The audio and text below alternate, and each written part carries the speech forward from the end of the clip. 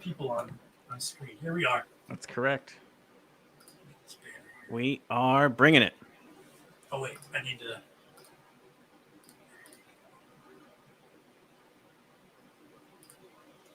I'm so excited for these guys. I love that people can hear us though. I told you it's kind of like. I'm keeping it with this. It's very low. All right, Phil, we made it. We did it. We thought that this third one might not happen, but we're pleasantly happy. I guess we're happy that Argonaut Wasp is going to join us. We are so committed to excellence. As are they. And you get wrapped up in it. I know. Oh, right. Yeah, that's the only thing that happened is they're so committed to the music and the art. They were just practicing their little butts off. I have a couple of questions to ask these guys, so I'm curious. But before we get to them, let's learn a little bit more about them. Yes. Argonaut Wasp was created with the goal of combining the vulnerability of a rock show with the energy of a house club. And you're going to see some videos to that point. Fantastic. Formed in the dorms of the University of Vermont in 2013, the band started as a DJ live show, which I'm interested in, playing packed basement parties and sold-out festivals. In 2015, they packed their gear and moved to Brooklyn, where they built a studio in Crown Heights. After releasing numerous singles and EPs independently, they signed with Plus One Records and released their debut album, Starlight 99, on April 30th, 2021, which you can find on their Spotify. I want to play a little bit of one of their songs here before we bring them in.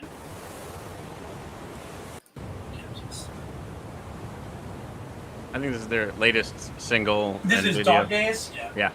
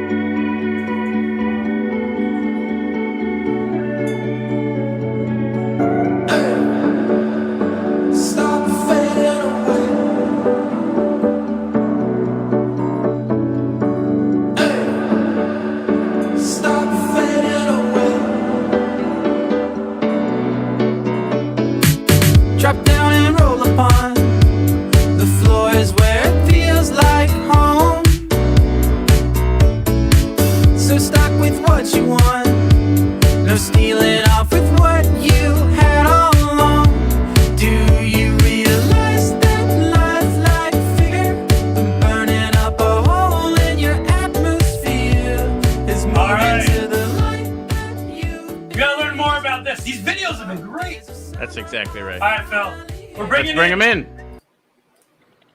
What's up, everybody? How's it going?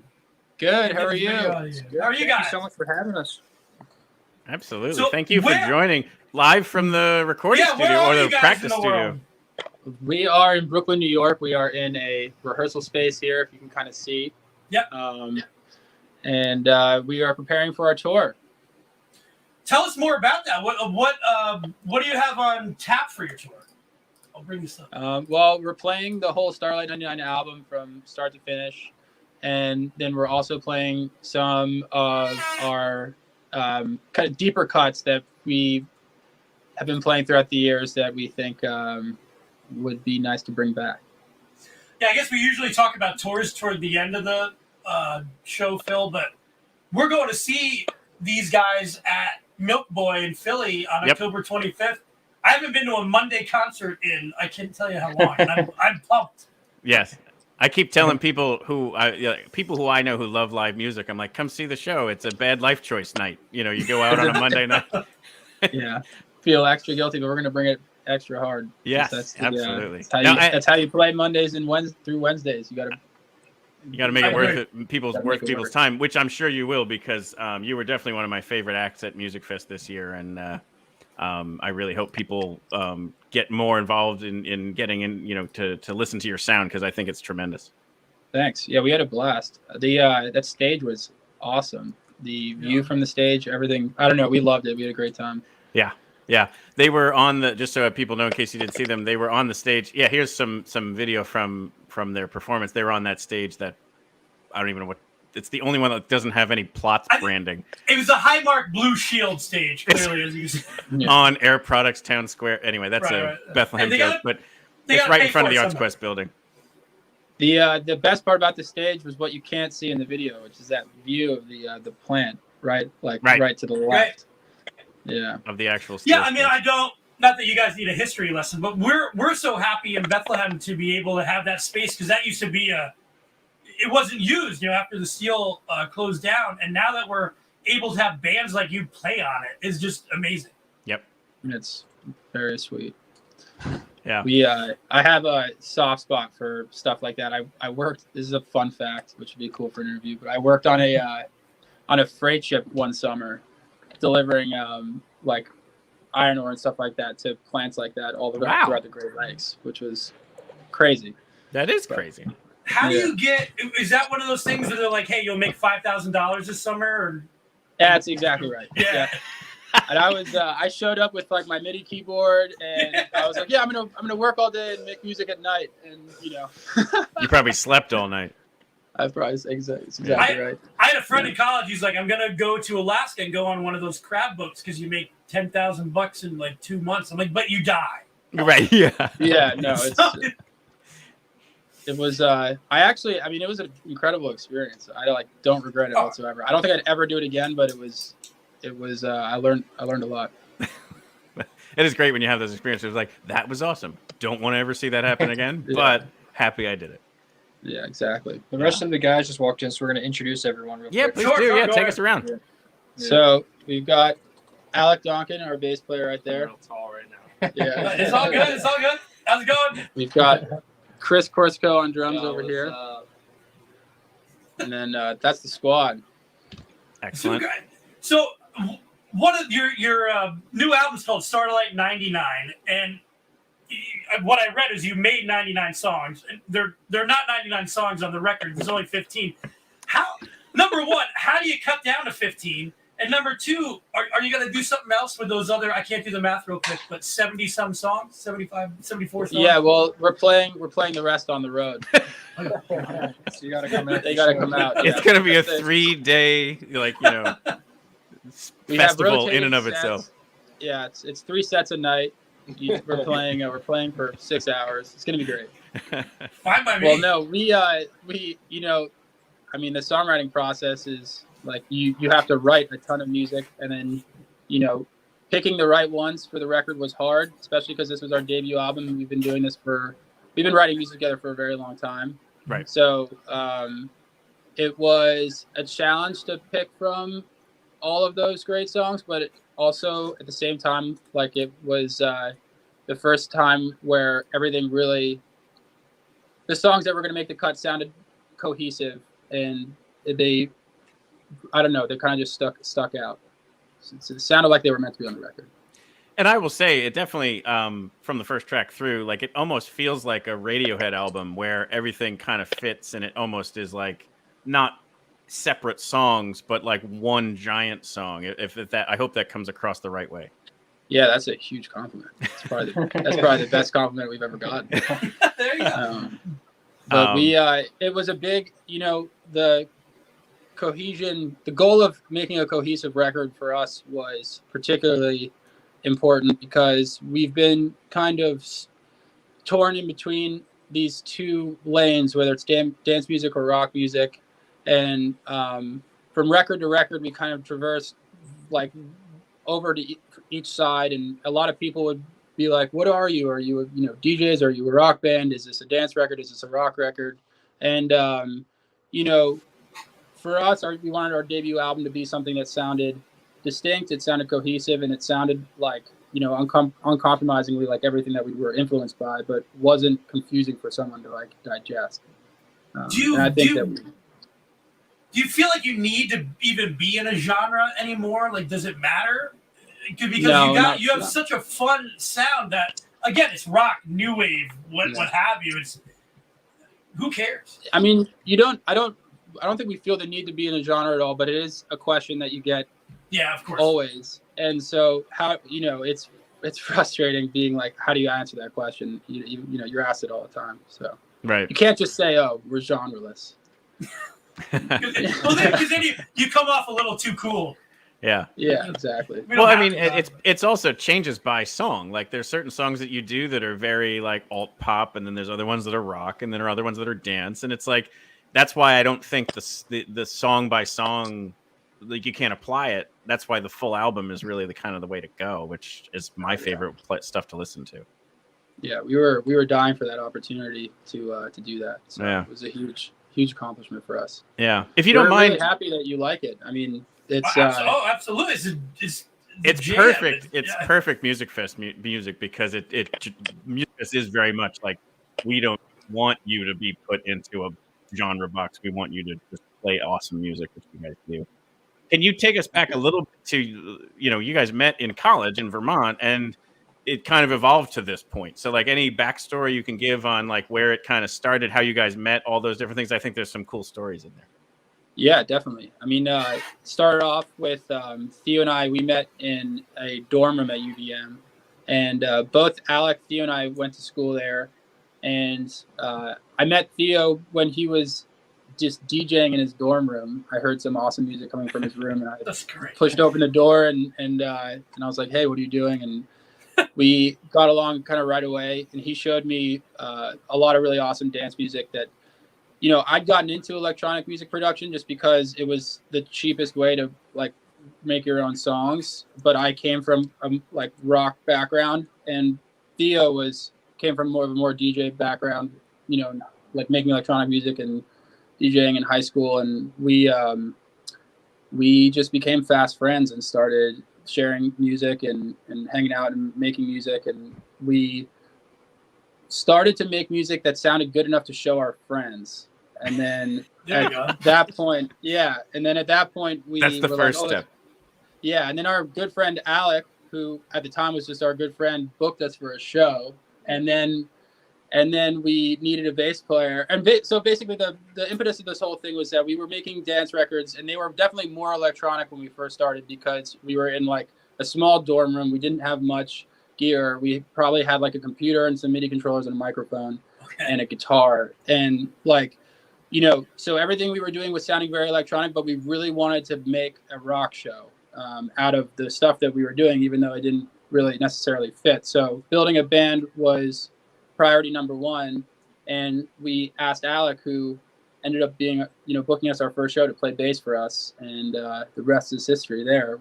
He's been our bass player ever since. And then shortly after, we're all from the metropolitan area, and we all knew that we wanted to move to New York and really give this a shot.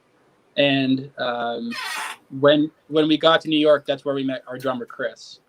And we've been at it with this core group of people from day one. We've had other people come in and play with us. We were a 5-piece at one point. Mm-hmm. But the core of it has been the four of us from the beginning. That's awesome. And do you, I'm curious, do you have any difficulty translating some of that electronic sound to a live show? Because I know like some people form a rock band because it's just like, boom, we can set up and play. Do you have any, are there challenges there? Definitely. I mean, I think we're all kind of music tech enthusiasts. So there's, incorporating electronic elements into like a live performance setting is something that I think we all find pretty interesting. So I wouldn't necessarily say it was a challenge. It was more of something that we kind of wanted to do and get creative with. And then, as far as like songs that sounded very electronic, sounding different when we played them live, I mean, that's definitely happens all the time, but that happens with all sorts of songs. That happens with non-electronic songs that we produce. That they just, no matter what, they sound different from the record. They're going to sound different for sure. Actually, I can even share, I can set you guys up to share something at your set at Music Fest. You happen to be performing on Thursday, which I think was 9,000 degrees. Yeah. And actually, you know how everything is named plots over there. I believe we called it hot as balls plots that day. And your computer wouldn't boot up. Like you just literally couldn't get to your samples and such. Is that correct? Yeah, no, it was the first time that's ever happened. I do remember you walked out and you were like, So because like 15 minutes go by and it's like you're not starting, and you're like, well, we're gonna just try it the old-fashioned way and play it like a normal regular song. It sounded great, but then after that one song, the computer fired up and we heard the angels sing, and then all of a sudden you guys played the next song with it the way that you intended it to be, and it's like, oh, that's so much better because it's what you designed it to be. Yeah, well, totally. Or it's just the computer. No, we're just unabashedly kind of married to the technology that we incorporate into the show. It's just part of the shtick at this point. I mean, to get the production that everyone expects nowadays when you go to a show, that's what you got to do. Mm-hmm. So I'm sure you won't have the same heat problem at Milk Boy Philly in October as you did here in Bethlehem in the middle of August. You never know at this point. Who knows? Yeah, our last real tour that we did was in the fall into the winter. So we like to play in the colder weather environments. Well, you're from Vermont. Exactly. It's in your roots. How has it been for you? I mean, I kind of know this answer, but the last year and a half, clearly it's been more difficult to tour or to do things. Have you been able to find any positives out of that? Like, has it been writing music or, I don't know. Like, have you found any positives out of the pandemic? Yeah, I mean, we were able to write and finish our first record, which was huge, and we played a lot of music. I mean, I think there was a lot of growth for everybody. Theo, do you want to weigh in on that at all? I think everyone. I mean, it also took saw my family more, which was nice. It was important. For sure. Not related to music. Also important to do every once in a while. Yeah. No, it was definitely hard, but it was hard for everybody. And we spent the time doing what we knew we could do, which was just play. I got to think too, as a performer, there's a bit of fear associated with it when you don't know where it's headed. So it's like, well, we need to perform in front of live music, and if I can't play gigs anymore, what does that mean? I got to think there was moments of like, holy shit. Oh yeah, I mean, I was in a perpetual identity crisis. Mm-hmm. Yeah, but yeah, it was hopefully the worst of it is behind us. It certainly seems that way for sure, especially with stuff like Music Fest going at full bore. Like, it seems like if you're outside and if vaccination rates keep going the way they are, we should be headed in the right direction. Totally. Yeah. Well, Phil, I need to bring this up. I realize you guys have I'm obsessed with vinyl now in the last couple of years. It's funny because I've asked a lot of bands, even some I saw at Music Fest, do you have a vinyl? How has this process been for you to release a vinyl, and why would you want to? I mean, I know why I love them, but from your perspective. Well, it's a little. We're still waiting on our vinyl right now. Sure. Production has been held up because of COVID and everything. So, so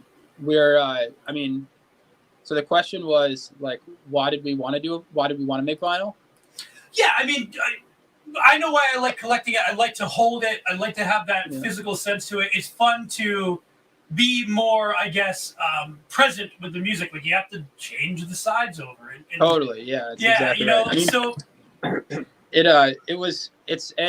it sounds great. It's to hear, as an artist, to hear your music on vinyl is the I don't know, it's like as cool as it gets. And also our bass player Alec, who has been doing our visuals for basically forever. He's a super talented artist. It was really a great opportunity to marry the music and the art in a way that was beyond just like the digital releases that we've done throughout the rest of I think we put out a CD like 6 years ago. I think it's also just to jump in real quick. It's like with the way people consume streaming music nowadays, the CD doesn't really offer like that much more than Spotify does. Sure. Even though the highest quality audio is still like achieved via CD technically. but vinyl gives a fan a different experience. It's kind of like buying a poster and a record in one. And I think there's a novelty to it. So I think a lot of bands are seeing that it doesn't make sense to make CDs unless you're, a top 40 kind of artist. And it really just makes sense to focus on streaming and then have this art piece, which is your vinyl, kind of available for the fans that care. It's kind of funny. On our way down to see you guys on Monday, October 25 at Milk Boy, we're stopping at a vinyl shop. Phil, what's the name of it again? It's called like Newtown Books and Vinyl Exchange or something like that, and it's actually another band. A band owns it. Like they also performed at Music Fest. And so we're going to talk to them about their store and their experience at Music Fest. So it's kind of a double dip. Yeah. How cool is that? Totally. But it's what a lot of people are doing. It's just fun to be able to, even if you're hanging out with friends now, to put on that physical thing. And I just feel like you pay more attention to it. I guess if it comes down to that. Yeah, and it's an opportunity for like liner notes and stuff in a thing that doesn't really exist in the current kind of format. That's true. That is very true. Yeah. You know what? It's interesting is I bought a bunch of vinyls from bands that I found on Spotify. So it was that you find. I understand. Streaming doesn't create that much revenue unless you get a bazillion, and even that much, maybe not. But still, it allowed me to connect with bands and then purchase more things and support them that way.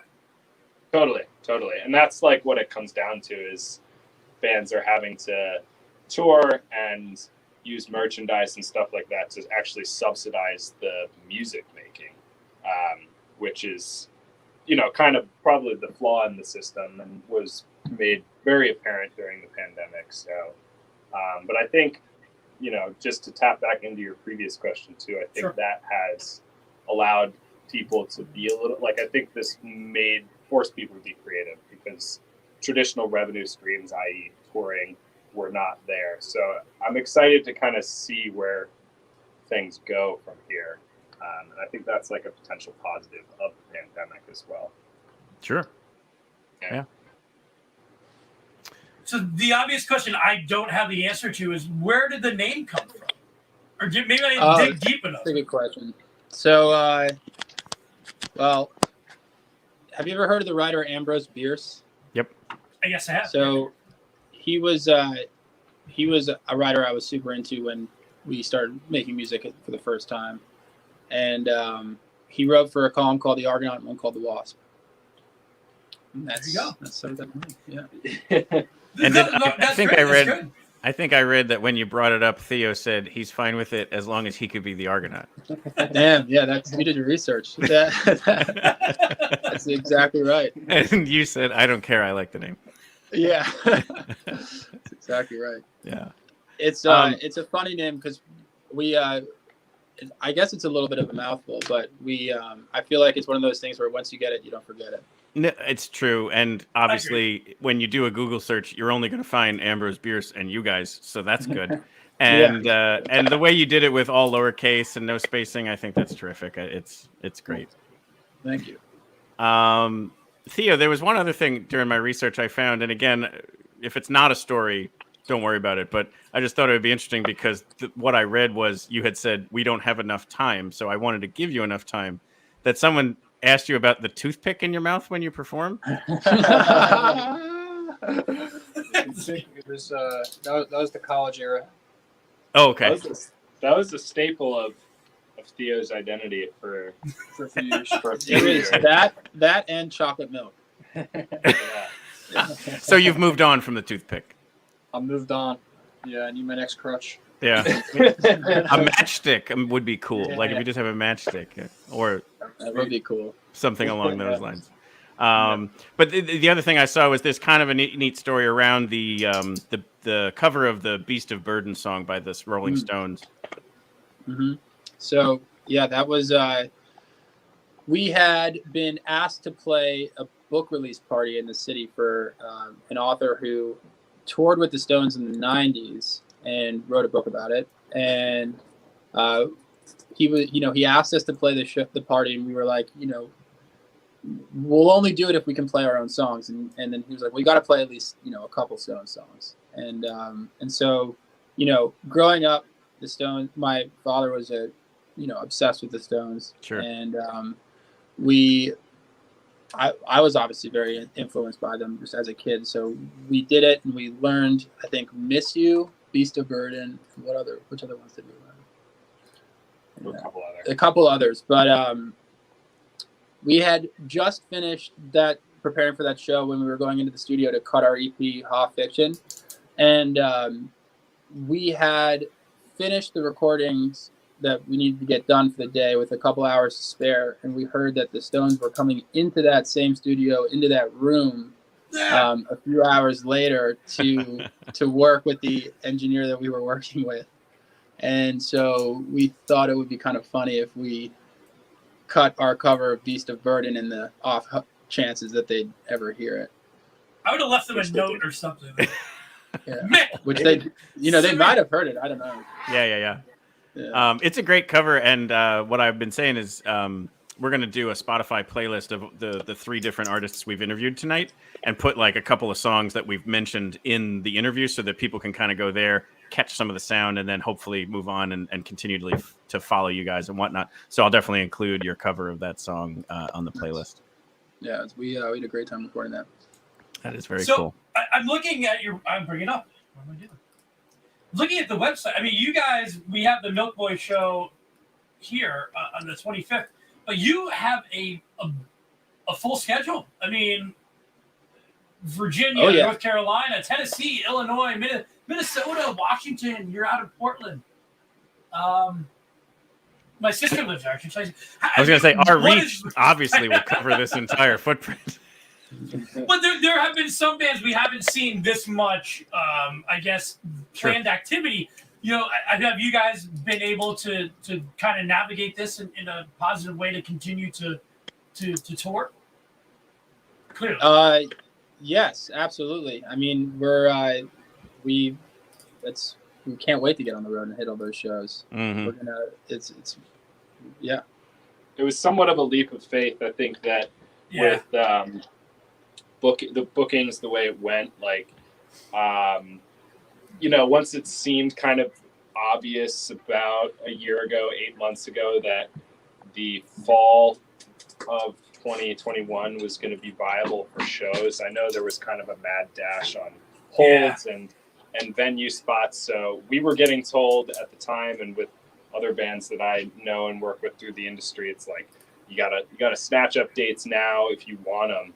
So we kind of booked this tour probably further out than we traditionally would, just in the hopes that it would happen. Sure. So we're really stoked that it is actually happening, and the timing does kind of make sense with our record wasn't out. Hasn't been too long for this to make sense. So, but yeah, it was definitely a leap of faith when we were booking it and kind of being like, all right, what makes sense? What do we think is actually going to be able to happen? That's awesome. And do you head out on that tour bus? Is that the plan? You guys are getting ready to ship out? Yeah, we're trying to finalize all the logistics and details now. Tonight is, you guys probably mentioned earlier, our first night of tour rehearsal. Mm-hmm. So yeah, we're getting the ducks in a row. That's tremendous. Be good. We're getting the ducks in the bus. Yeah, exactly. In our private jet. Yeah. Exactly. Actually, George, go back. To drive 7,000 miles in 3 weeks. Mm-hmm. Yeah, I noticed. Go to the gallery. These were 2 other questions I wanted to ask about. They had their music used in an Absolute Vodka commercial, which is in that top right corner. Yes. I don't know if we get the volume. Here's to falling fast and taking masks off slow. Yep. To the crew you missed and the one you're about to meet. To not being ready to go out and not being ready to go home. No matter how you mix. Mix with respect. Absolute. Mix responsibly. So there's that. And then the other cool one, if you go back, is they used yours in the Apple Watch ad. That's third row down, second one in. That's just a print ad, but it's your album right there on the watch. That's got to be so cool. What? Yeah, that was really, really cool. We all freaked out when we saw that. We freaked out when we Did saw you know Blood. that was going to happen? We had no idea about the Apple about the Apple Watch thing. Have you had any contact with anybody, or is that still a mystery? Still a mystery, but apparently one of their new colors is now called Starlight. You're kidding. Really? That is so cool. That's so. You might like. That is really freaking cool. I love breaking news. Like, there we go. Apple and Argonaut Wasp invented a new color. I bet you just have like somebody there who likes your music, and they're like, "This is look at this design. It's great." Yeah, it's a pretty dope cover, so it's a good one for an ad. And because our music's on Apple Music, they probably have a blanket license to use it. Well, it's not like you're going to be like, hey. Yeah, I mean, this is one of those you might let slide. Yeah, it's okay. Like, capitalism for what it's worth. But no, that's fantastic. Like, did you expect, I mean, clearly you didn't expect to be on an Apple iWatch thing, but when you started out, you know, what were kind of your aspirations when you moved to Brooklyn? Do you feel like you're on track with what you guys had kind of had in mind? Yeah, we're still working at it. I wanted to be the biggest rock band in the world, and that's we're not there yet. So we're gonna keep going. Well, you're on your way. Yeah, I think the aspirations have matured too over time. Like, I think all of us can, if everything ended now, look back and say that we played a lot, like many stages that we never thought were achievable. We've done a lot of really cool things. We've made some really fantastic music. So I think, like, in that regard, I think we have achieved many of our goals. Sure. But to Trey's perspective, it's like we're still trying to really make it a full, just like a full career. Yeah, you set goals, right? And you meet some of those goals, and then you go, okay, what's the next one? Exactly. You know? Yeah. We'd love to be like touring with bands like Portugal the Man and Sure. of the like. And I saw them. They played at Music Fest. Portugal the Man. I watched them on stage at Music Fest. Yeah. They're going to be playing with Alt J next year, so maybe they'll play with you. That would be awesome. So I know you guys can't play live today, but I was wondering, George, maybe we just throw on the Music Fest thing. It's about a minute and a half. We let that kind of go. Let it be the live kind of feel, and then we'll close things out, because then maybe that'll give people the sense to want to go see you live. Was this a 1,000-degree day? Yeah, this is 10 million degrees. So for people watching, just put yourself in that August. Now you know. Take your friends, make them go.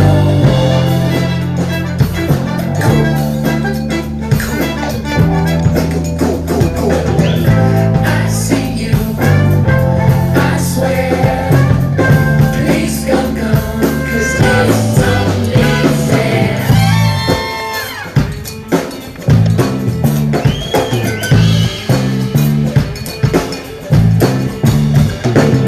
How you gonna believe it? I was minding my own. Smoke, paint, and foreplay. Now you know. I see you. I swear. Please come, 'cause it's only fair.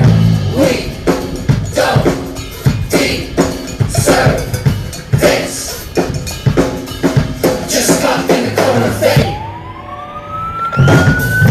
We don't deserve this.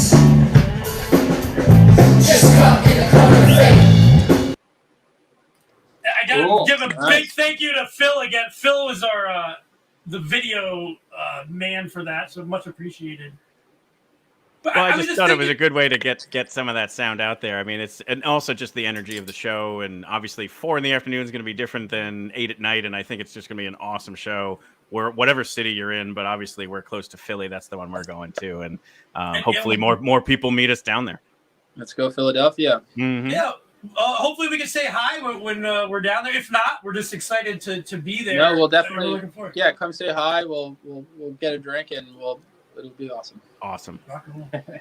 Well, hey, listen, guys, we appreciate you taking some time. I know you're getting ready to tour and you guys are busy, so we appreciate all you guys taking the time. We're going to make sure this gets out. This is also going to be part of our audio podcasts. So we'll be sure to follow up with you guys. Yeah. Thank you so much, guys. It was a pleasure. Thank you so much. Talk soon. Have a good one. All right, Phil. We want to give a big thank you to Argonaut and Wasp. It's been good. Good night. Absolutely. Good Thank you set to of, El Huri. Thank you to Ryan Tennis. Thank you to Argonaut and Wasp. What a great night. What I like too is their video was clearly a little bit due to the connection, but the audio was fine, which is really all we needed, which is the fantastic part of all this. Absolutely. So, Phil, I'm going to get all these videos ready for you so you can edit them into our podcast. Can't wait. Love it. I guess as we sign off, if people want to find out more about us, let me find this here. Hit up our link tree. We're Lehigh Valley with Love, LV with Love, podcast videos.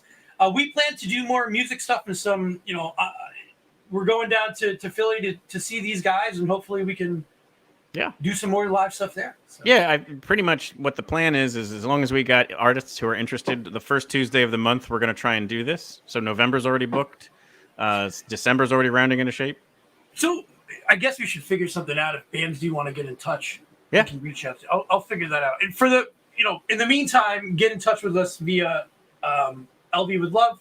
If you are a band who would be interested in talking to us for 30 or 40 minutes and maybe playing something live, we're open to it. So if you guys are down, please send us a message. We appreciate you guys. Happy Tuesday. Absolutely. Happy first Tuesday of the month. This has been great. All right. Have a great night. Phil, you stay on for a second, but everybody else have a great night. Yeah, have a good night.